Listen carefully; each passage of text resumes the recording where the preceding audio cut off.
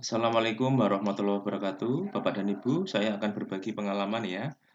Kepada Bapak dan Ibu yang saat ini sedang mempersiapkan diri di seleksi tahap 2 ya, simulasi mengajar dan wawancara, saya akan berbagi pengalaman saya ketika lulus ya, simulasi mengajar dan wawancara di program guru penggerak. Yang pertama Bapak dan Ibu, kita harus memperhatikan kompetensi satu, yaitu Bapak dan Ibu mengembangkan pembelajaran yang mempertimbangkan tujuan pembelajaran yang relevan. Bapak dan Ibu nanti di dalam RPP-nya ya, teknik pembelajarannya, metode pembelajarannya silahkan disesuaikan dengan materinya.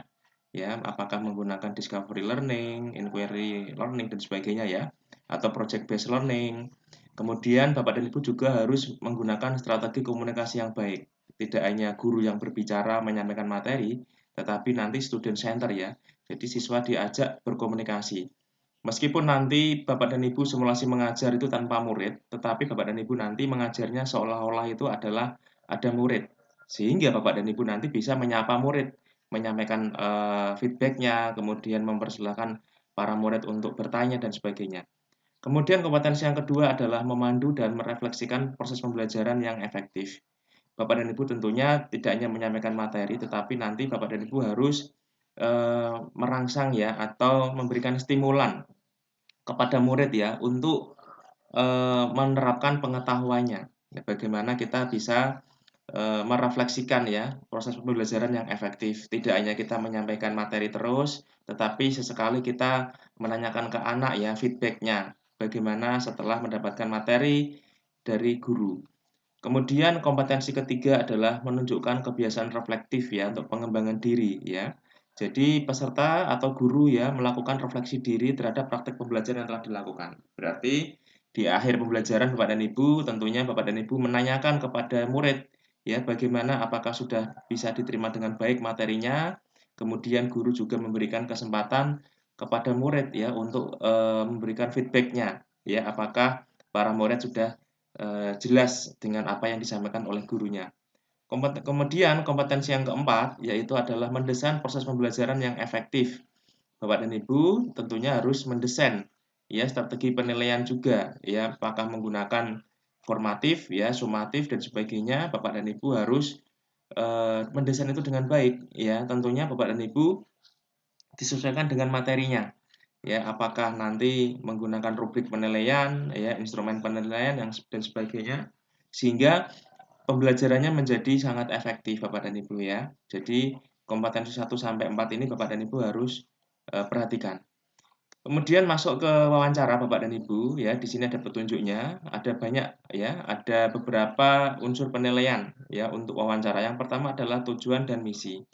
Bapak dan Ibu biasanya nanti asesor akan menanyakan apa motivasi Bapak dan Ibu mendaftar sebagai calon guru penggerak. Nah, silahkan Bapak dan Ibu jawab sesuai dengan pengalaman ya Bapak Ibu ya. Sekali lagi sesuai dengan pengalaman karena apa? Dengan pengalaman yang Bapak Ibu miliki dan Bapak Ibu sampaikan, maka Bapak dan Ibu bisa menjawab dengan mudah. Karena nanti pertanyaan berikutnya biasanya seputar dengan jawaban yang Bapak Ibu sampaikan. Kemudian yang berikutnya adalah membangun hubungan yang positif. Bapak dan Ibu tentunya harus bisa membangun hubungan yang kolaboratif ya, sesama rekan kerja ya, baik sesama rekan kerja, sesama guru maupun juga kepada murid Bapak dan Ibu ya, sehingga Bapak dan Ibu nanti juga bisa menunjukkan ya melalui jawaban-jawaban yang Bapak Ibu sampaikan ya, sehingga Bapak dan Ibu bisa dinilai oleh asesor bahwa Bapak dan Ibu ini punya kemampuan kolaboratif. Kemudian ada daya juang atau relisensi ya. Jadi Bapak dan Ibu terus berupaya ya, fokus dan positif ya untuk mencapai tujuan yang ingin dicapai.